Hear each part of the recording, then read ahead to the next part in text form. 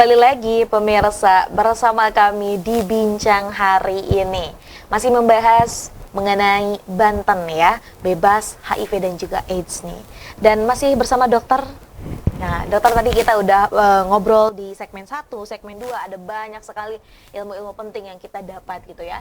Nah, kemudian di segmen ini nih, Dok, ini masih ada pertanyaan yang ingin saya tanyakan dan juga ini pemirsa juga ingin ketahui.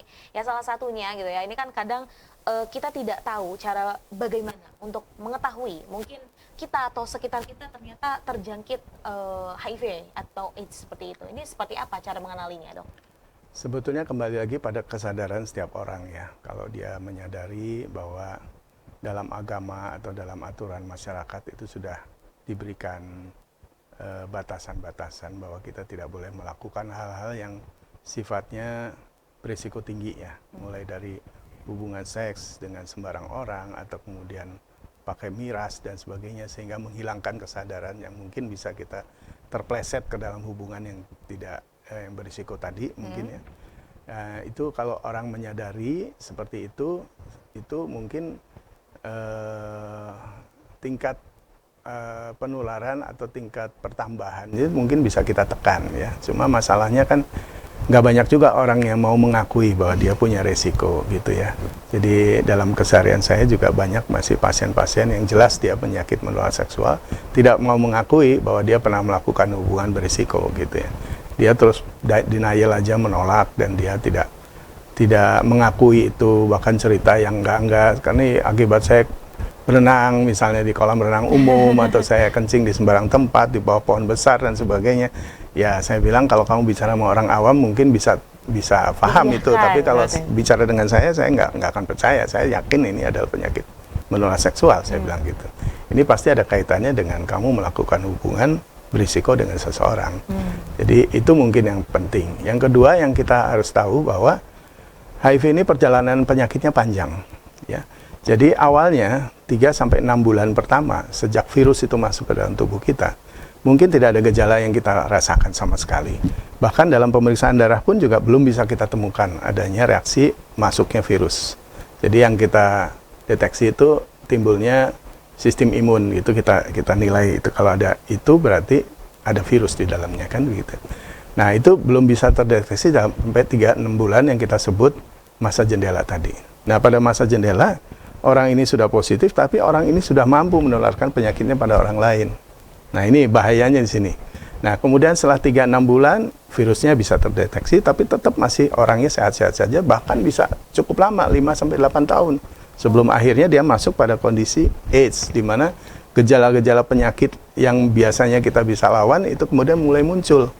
Mulai turun berat badannya, lebih dari 10%, kemudian mungkin batuk nggak sembuh-sembuh, demam nggak baik-baik, atau mungkin mencret atau diare yang berkepanjangan dan sebagainya, atau mungkin muncul jamur di sekitar mulutnya dan sebagainya. Nah, itu udah masuk pada stadium 3 atau 4 ya.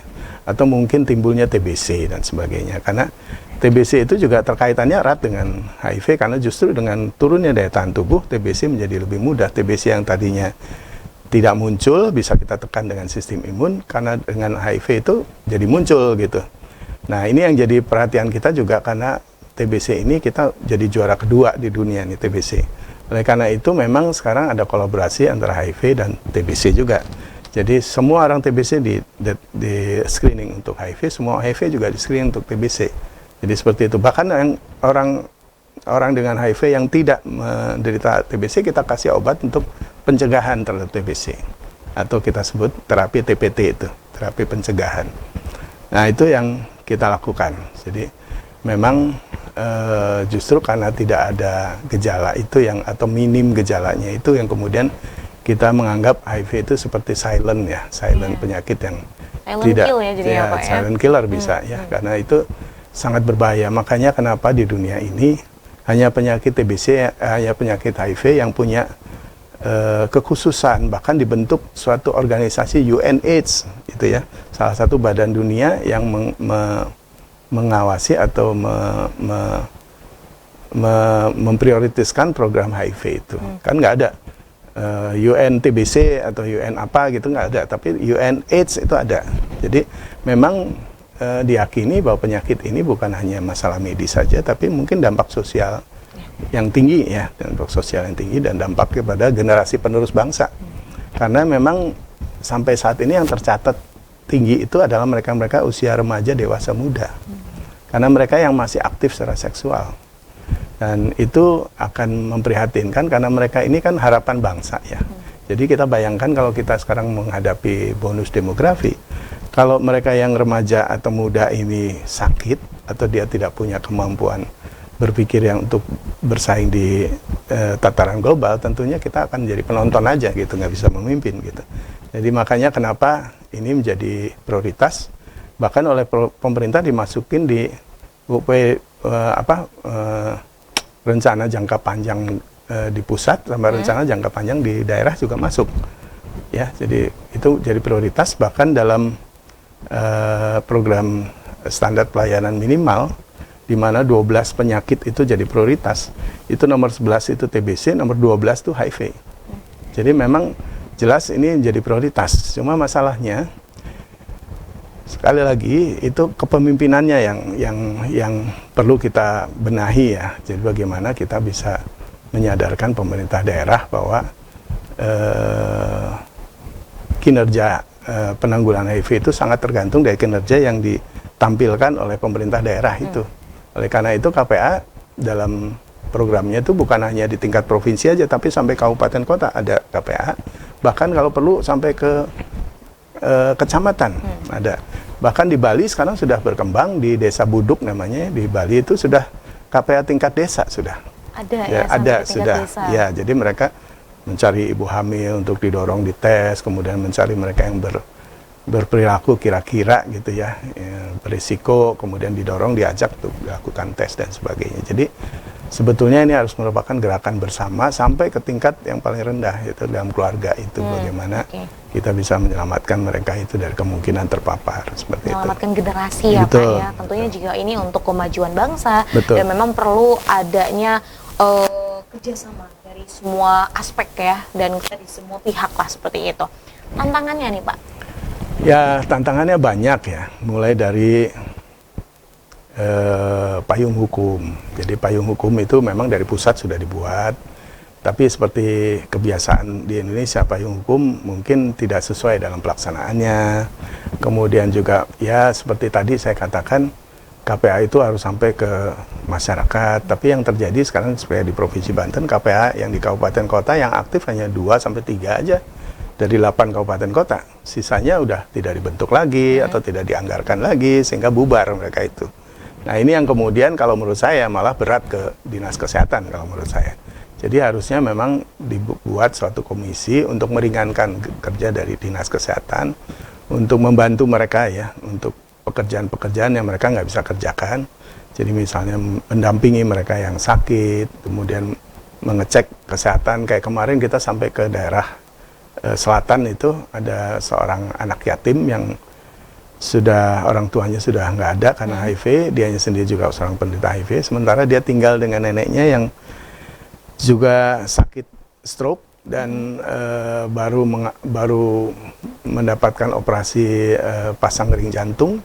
Dia sendiri di rumah kita kunjungi, kita berikan makanan tambahan dan sebagainya. Nah, hal-hal seperti itu yang mungkin nggak bisa dikerjakan oleh Dinas Kesehatan.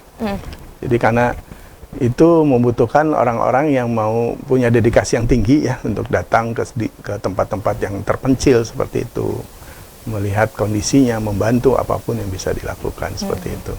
Itu kan seperti dukungan juga ya Pak, ya memang dukungan. itu dibutuhkan sekali oleh penderita HIV. Dan memang ini butuh hal penting itu tidak dapat dilakukan oleh perseorangan saja, namun oleh banyak pihak. Kemudian nih Pak, ini kan bicara tentang HIV dan AIDS ini kan berkaitan dengan pendidikan seksual juga nih Pak ya. Selaku dokter, ini bagaimana Bapak memandang pentingnya peran pendidikan seksual dalam pencegahan HIV dan juga AIDS nih di kalangan remaja dan juga pelajar? Iya, jadi kuncinya itu bagaimana kita bisa menghilangkan tabu dan kesulitan ya orang tua untuk menyampaikan hal yang sebetulnya udah menjadi tanggung jawabnya. Jadi misalnya anak ini sudah mulai masuk pada usia remaja, harusnya mulai ditanya sudah mulai tumbuh tanda-tanda dewasa, misalnya tumbuh bulu di mana udah belum gitu ya, sudah haid belum atau sudah mimpi basah belum, ya, itu harus merupakan pembicaraan yang normal-normal aja, nggak usah takut atau tabu ya, karena si anak harus tahu apa resikonya dengan dia mulai haid, artinya dia mulai bisa hamil tentunya kan, sehingga dia harus menjaga perilakunya. Kemudian kita memperkenalkan fungsi alat organ reproduksinya, harus dijaga, nggak boleh ada orang sembarangan megang atau nyolek dan sebagainya, kamu harus bisa jaga itu. Termasuk kamu juga jangan melakukan itu pada orang lain gitu dan sebagainya. Nah itu harus kita ajarkan pada anak-anak kita. Nah cuma memang banyak orang tua, memang di dunia ini kan nggak ada sekolah jadi orang tua gitu ya. Jadi memang kalau mereka masih nggak paham atau salah ya memang wajar ya. Tapi orang tua zaman sekarang harusnya dia mempelajari banyak, sekarang literasi digital bisa kita pelajari bagaimana pendidikan pada anak segala macam bisa kita ikutin dengan baik yang diberikan oleh para pakar, psikolog, psikiater, itu mungkin dokter anak, itu banyak sekali bicara sehingga kita bisa pelajari sebetulnya.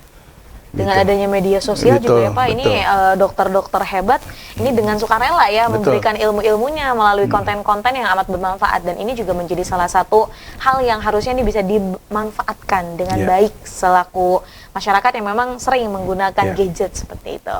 Nah, baik Bapak, tidak terasa sudah hampir lewat 30 menit nih ya kita berbincang asyik bersama Pak Dokter nih. Sebelum menutup perjumpaan kita hari ini, boleh Pak Dokter dikasih closing statement nih kepada pemirsa setia Sultan TV. Jadi sehubungan dengan Hari AIDS sedunia yang akan jatuh pada 1 Desember 2024, ini adalah suatu tanggal di mana kita harus merenung sejenak, memikirkan apa yang sudah kita lakukan dan apa yang bisa kita lakukan di masa-masa yang datang untuk membantu pelaksanaan program ini. Yang jelas kita harus jauhi penyakitnya, bukan menjauhi orangnya, karena stigma dan diskriminasi justru akan menjadi penghalang yang paling utama orang untuk mengakses pengobatan, orang untuk mengakses layanan, dan orang untuk datang ke layanan, atau orang jadi ragu untuk bergaul dengan orang lain, atau dia mengalami hal-hal yang tidak dikehendaki karena menurut mereka stigma diskriminasi jauh lebih menyakitkan dari penyakitnya itu sendiri. Oleh karena itu memang kita harus pahami bahwa mereka juga punya hak, punya kesetaraan untuk dapat layanan yang baik, dan semua ini bisa kita capai kalau kita mau bekerja sama. Bersama kita bisa. Baik, bersama kita bisa untuk menuju Banten bebas AIDS. Terima kasih Pak Dokter atas kesempatannya ini ya, sudah memberikan ilmu dan juga kita berbincang banyak sekali berkenaan dengan AIDS dan juga HIV tentunya. Semoga apa yang kita perbincangkan hari ini dapat bermanfaat Pak Dokter. Dan sehat, sukses selalu. Kita akan menutup perjumpaan kita di siang hari ini. Pemirsa setia Sultan TV dimanapun Anda berada. Demikian perbincangan kita hari ini membahas mengenai menuju Banten bebas AIDS bersama Dr. Santoso Edi Budiono yang merupakan sekretaris dari Komisi Penanggulangan AIDS Banten. Semoga apa yang kita perbincangkan hari ini dapat bermanfaat dan juga berkelanjutan. Saya, Raud Lorida, dan segenap kru yang bertugas pada hari ini mengucapkan terima kasih, pamit undur diri. Sampai jumpa. Wassalamualaikum warahmatullahi wabarakatuh.